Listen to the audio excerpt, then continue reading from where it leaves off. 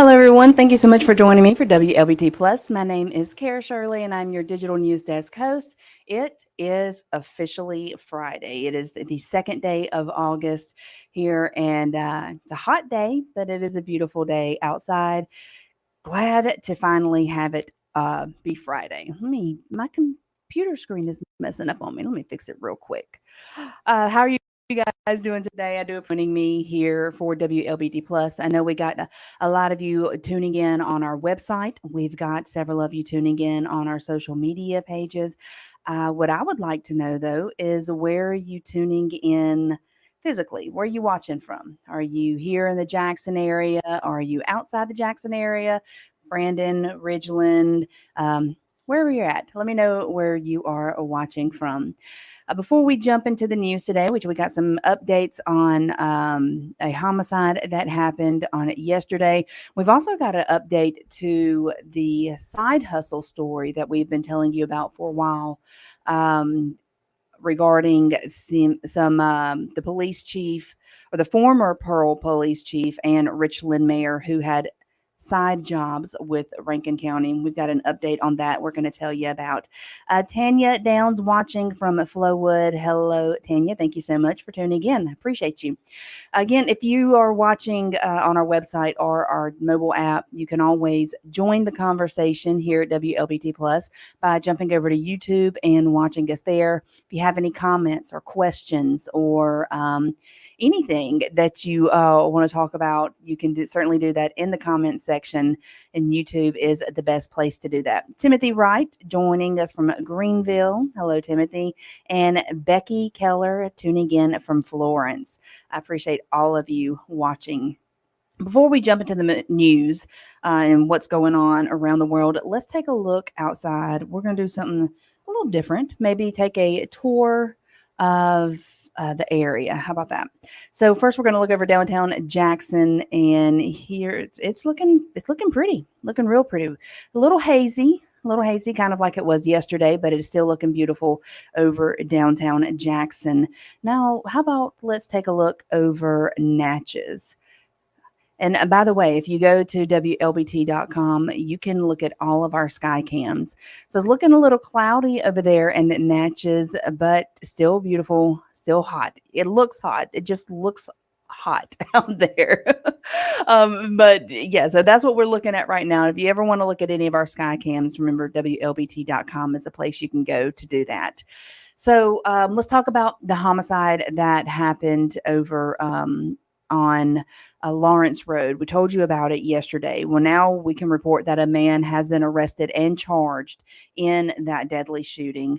So it was reported yesterday around 2:30 in the morning on Lawrence Road off of Manhattan Road.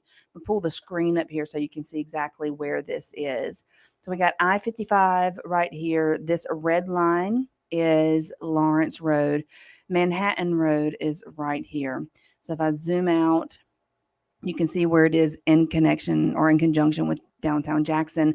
The blue box here is downtown Jackson. Again, the red line right there is where the homicide happened.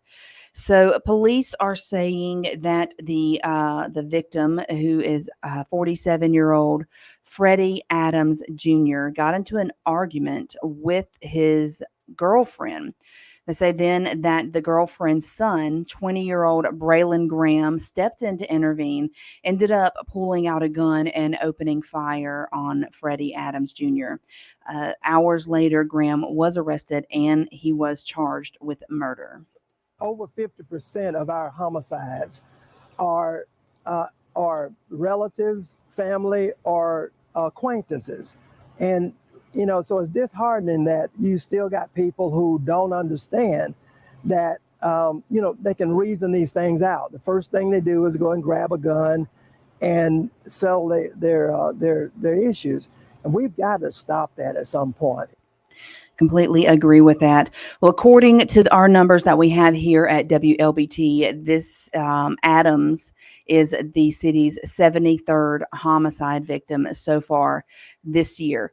This time last year, we were sitting at 79 homicide victims. Now we're at 73. So the number is lower from what it was last year. And then, of course, the solve rate for the city of Jackson, their police department, is quite high. A lot of the murders that have happened in here, there have been arrests that have been made in those.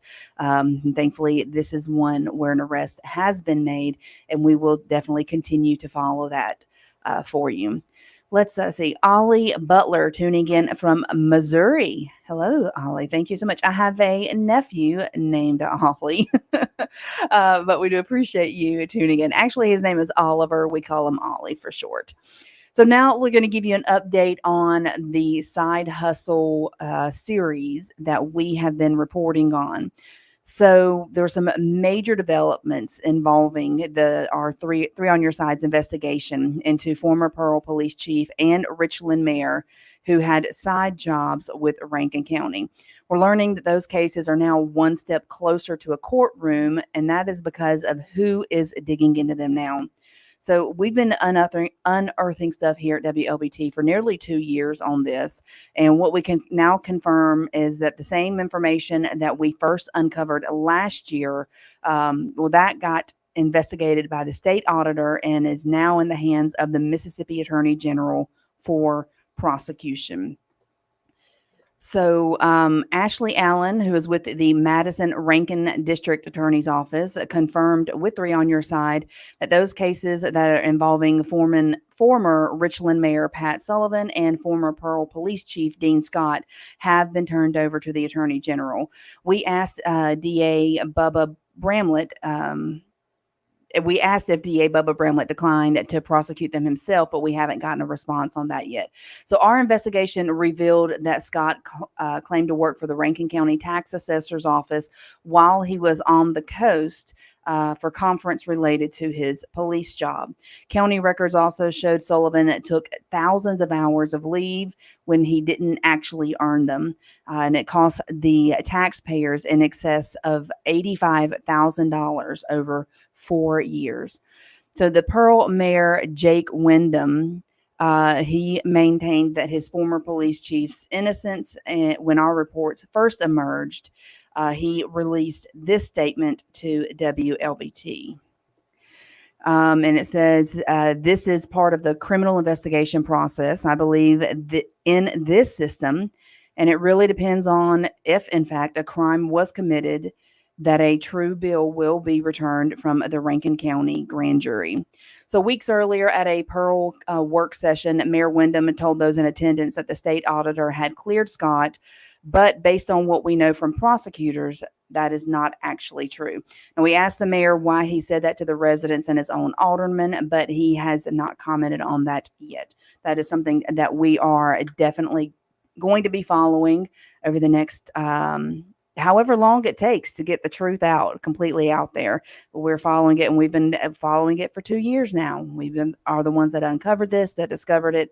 And actually, CJ LeMaster, who is our investigative reporter here, got an Emmy nod, I believe, for this side hustle investigation that he did. So we're going to continue to watch it, and we're going to continue to keep you guys updated on it. So there is a hall here in the Jackson area, and you guys, if you've watched me before, I'm probably going to say or mispronounce this name, but I believe it's the Thalia Mahra Hall. Please tell me how to say it correctly.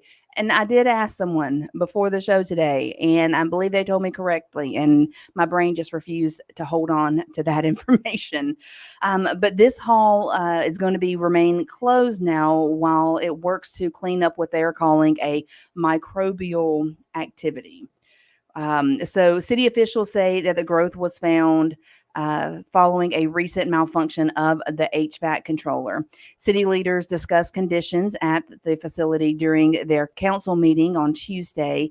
They didn't say how long that the hall would be closed, only that it will remain closed until the situation is resolved and is safe for visitors.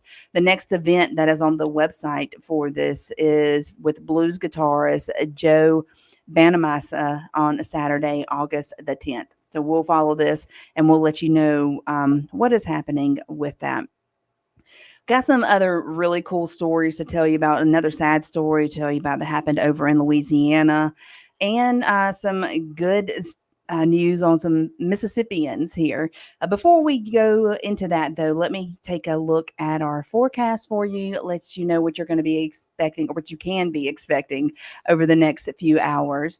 Right now, outside, we are looking at temperatures in the low to mid 90s. Hottest place is Forest. Well, no, I'm sorry, Lexington up there, 94 degrees.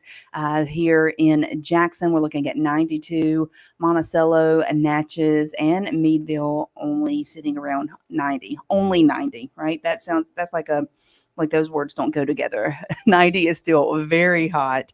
Our current radar outside is clear. There is no cloud or no sun. Let me get this right. There are no storms. There's no rain out there that we can expect today. If we look over our 12-hour forecast, you can see as we get later into the overnight hours, our chance of rain does go up, but during the day, while the sun is out, we are not going to have a chance of rain. And of course, make sure you tune in today at 2:30 here at WLBT Plus, because we're going to have our meteorologist on with our first alert weather team talking weather with us, looking at the tropics. You know, we got the storm out there in the tropics that we are tracking, and as well as looking at your forecast for over the weekend and just talking weather with you. So make sure you're tuned in for that. Now, there is a Madison man who unfortunately lost his wife, but he is turning that grief into gifts for others. So his name is Roger Hyatt, right? And Roger, he began building birdhouses. There he is building right now. So he began building birdhouses after his wife, Sharon, passed away in September. So Roger says that after losing his wife, he spiraled into a depression, carrying the pain for months until family and friends urged him to get a hobby. He's 78 years old, and he says he remembered how his wife loved birdhouses, so he started building birdhouses. He is a retired charter bus driver and salesman, and now he spends his time about 3 days a week actually in his garage, hard at work on his new hobby. I know what I was doing wasn't good for my health or anybody around me.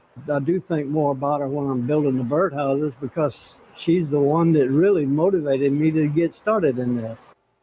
How beautiful is that? So far, Roger has built more than 100 birdhouses, many of which he simply gives away. I think that is beautiful. I think that is a beautiful tribute to his wife, to his late wife, and I love that. I love that he is able to not only help pull himself out of the depression of grief, which it is a horrible. Grief is horrible. There's no way in the world to properly describe grief because it hits everybody so differently. But it's a beautiful way to turn his grief into gifts for others. I love that story. Again, he is in Madison and his name is Roger Hyatt. So if you got a Roger Hyatt birdhouse, cherish that thing. He built that from his heart, really. I'm going to look over in a story over in Louisiana. It's kind of a sad story. is about a toddler who was abandoned over in Louisiana. New Orleans police have arrested a person of interest after they say that this infant or this Tyler was found alone near a busy intersection. So, police found what they're saying is a 12 to 15-month-old boy near a highway Wednesday afternoon and were able to identify him shortly afterwards. Thursday, officers detained Michaela Ryan as a person of interest as she was arrested for falsifying a police report in connection to this case. They say that Ryan is in no way related to the young boy and that even though his mother has been located, she is unable to care for him. People living in the area say that they are very relieved that the child was found safe. It didn't hurt the child. It didn't do that. It didn't do that. And thank God for that.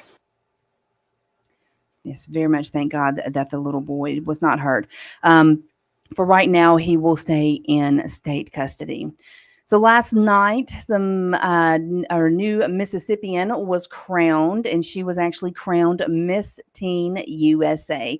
Her name is Addie Carter, and here she is right there, right when she was named Miss Teen USA.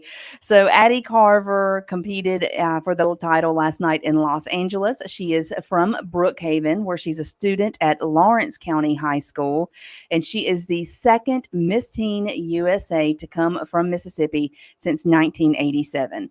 Absolutely beautiful girl there from the Brookhaven area. Love to see that.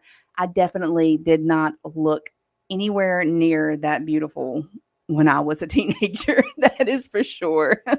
But she's looking very beautiful there, especially with her crown. Congratulations to you, Miss Addie, for winning Teen USA and representing your state very well. So we've got the storms out in the tropics that we are tracking, at least one specifically that we're tracking, which our first alert weather team is going to tell you a little bit more about later on today. Make sure you, again, tune in about 2:30 for that.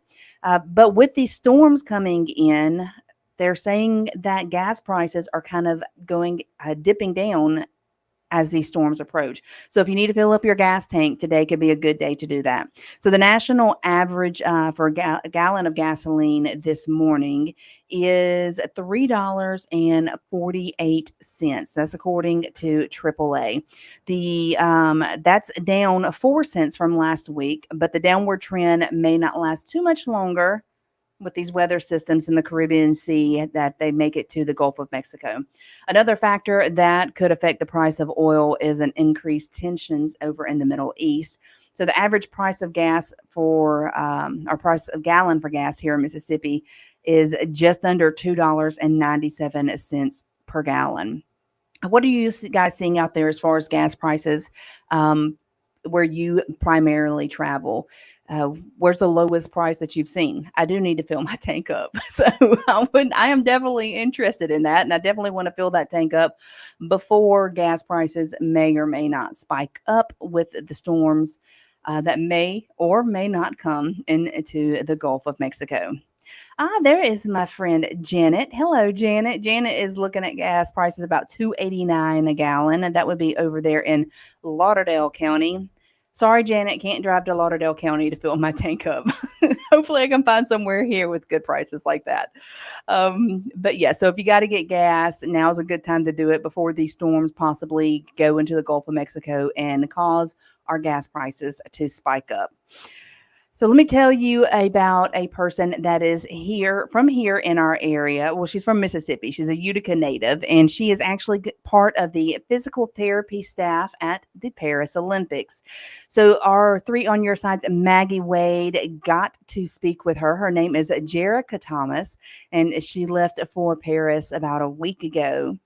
And she's going to be supporting the 2024 U.S. Olympic track and field team. This is the second time that the sports clinical specialist will get to work with an Olympic team. Let's hear from the amazing, you love her, the amazing Maggie Wade right now.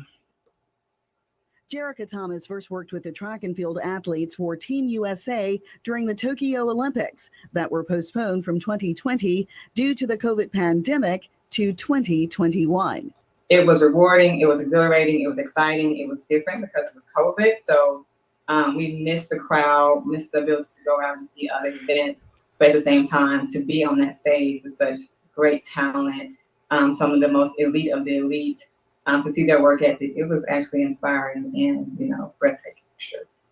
Thomas now works with the Las Vegas Aces. She has worked with USA Track and Field since 2019. She has also shared her talents with other healthcare team members to prepare athletes for competitions around the world. Thomas is a former track and field athlete and played basketball. Track really wasn't my first love. Like, basketball was my first love. And through coaching and convincing, I had some high school coaches. Shout out to Coach Michael Fields, as well as Coach Battle, may he rest in peace. They really pushed me towards the track training. I was able to get a college scholarship for that. You have to be on your game to be a part of the Olympic Games. A committee selects a healthcare team that travels to the Olympics. Thomas left for Paris Wednesday and will be there through August 12th. I got an email, actually. It comes through email when you're selected. So it's actually an application process and you get to apply. And so there's a committee that looks over your resume. And they selected me to be a part of this Paris Olympics. So I found out last year, and I was emotional again because I knew this time it wouldn't be COVID, so there would be fans, there would be crowd. So I was excited. Thomas shared with us some of the jobs she'll be doing at the Paris Olympics, but because of HIPAA laws, she can't talk specifically about the athletes she'll be working with. I get to work with USA Track and Field most of my tenure there. And so, from sprinters to throwers to field eventers, just those people and everybody in between is what I'll be working with. The work is extensive with long hours. Whether it's preparatory work, let's say before a meet or before a race, athletes have like a certain ritualistic pattern that I like to do. It could be stretching or soft tissue work or manual therapy techniques. It could be, giving them resistance with some of the manual activities that they do to prep their bodies for the race. Thomas says hearing the national anthem and watching athletes receive their medals is emotional. I ride the waves with them, right? So if they're up, I'm up with them. If they're down, I'm down there in the trenches with them. So when you hear the national anthem, like it's all worth it. Like working late at night, early in the morning, being at the track with them when it's hot outside, the sun is relentless. Okay. But to hear the national anthem and to see them get that medal and how hard they work, with all they sacrificed that whole year, even up until that moment, it makes it all worth it. And, you get really emotional. You shed a few tears, you screams, you hug people tight. So it's very rewarding and it's very emotional. The Utica native has never forgotten where she comes from. She says it was community that embraced her when she lost her mother at a young age. My mom died when I was 8 years old, and so I was raised with my dad in the community. And that right there was a barrier in and of itself. And I could have, or my dad could have, my brother could have allowed life circumstances to really deter us. But they always taught to keep going and keep pressing. They didn't let me skip a beat when I was little.